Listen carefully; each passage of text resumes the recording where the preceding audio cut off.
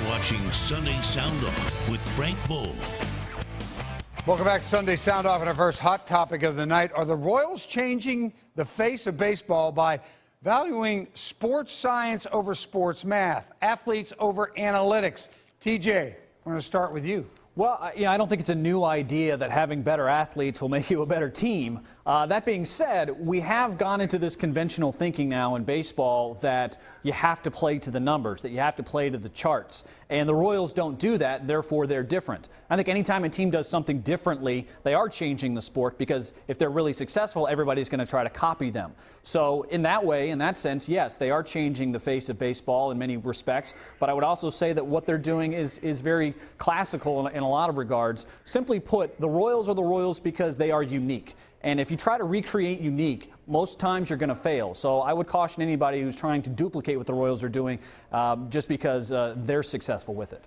Vahe, what do you think? Well, look, it all started with athleticism with the Dayton Moore regime, and that's easy to say, but I think the Royals really put a premium on that. They put a premium on niche kind of guys. Just look at the 50th round pick, Gerard Dyson, as a guy they were trying for speed.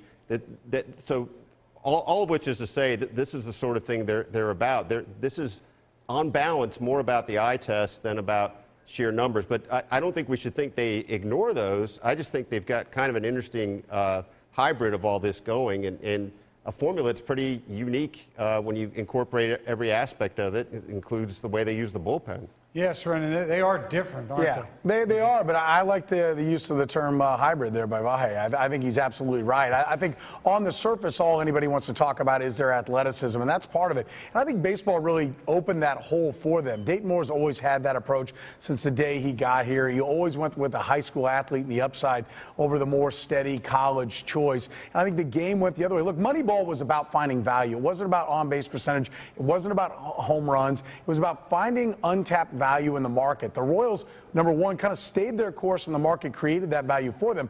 But I don't think the Royals get enough credit for their analytics. They've got 3 full-time guys that's what they do, break down the numbers. They're the ones that figured out the bullpen is important. Innings 7, 8, 9 is more important than anybody else thought it was. I think hybrid's the right term. They have athletes, but they understand the analytics a lot more than anybody realizes. Trust me. All right, here's our second hot topic of the evening. The NCAA will vote in August on whether or not to let college coaches, both basketball, football, whatever, tweet, retweet, and favorite recruits' messages. Good idea or bad idea, Vahe? Well, look, the smart aleck in me thinks you should just take the lid off of everything. Let's have billboards. Let's have, planes flying over with people's names on it. Use bat lights. Put these guys' names and lights everywhere you can. I mean, and the realist in me says the reason I'm saying all that is I think we can probably agree that some good is served by saying, let's not make this a public thing. Let's not give license to publicly bring into name all the people they're recruiting all the time. And it will be hard to legislate. People will be looking for loopholes every minute. But I'd rather not see them let that go through. Saran, good idea, bad idea? Look, if society wants to do something, ultimately society's going to do it. There was a time this country decided drinking was not good. They made alcohol illegal. People still drank. They just went to the basement and did it.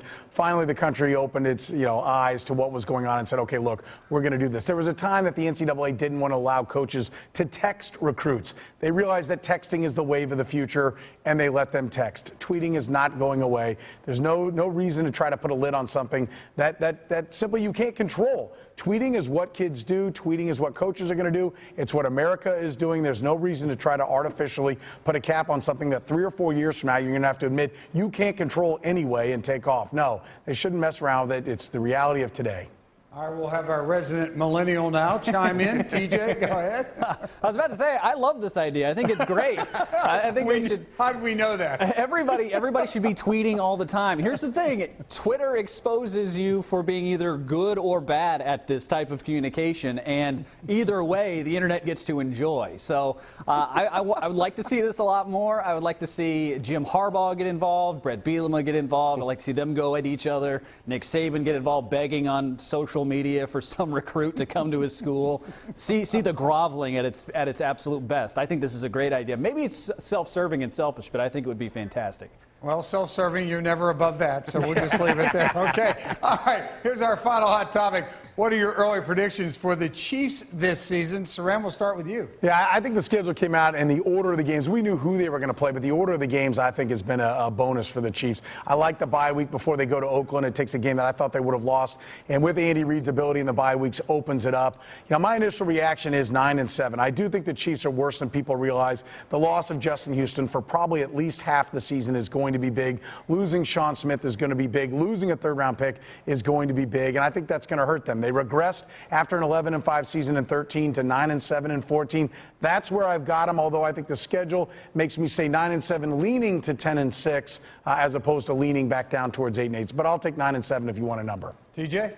All right, time for completely reckless speculation on the Chiefs schedule. On your part. What would be unusual about that? I look at it really just sort of face value, and I think, are the Chiefs better than this team in this situation? I think that they're like a 12-4, 13-3 team. Yikes. And look, a lot of this is very favorable. A lot of this is favorable scheduling. They don't have back-to-back road games except for once late in the year. They play teams like Pittsburgh on the road early. They have an early bye week. They get primetime scheduling. They don't have any awkward weeks in there. In fact, they have the least awkward schedule in the NFL when it comes to time that they have to spend to get ready for games. So I think this is a sneaky favorable schedule for the Chiefs. Vahe.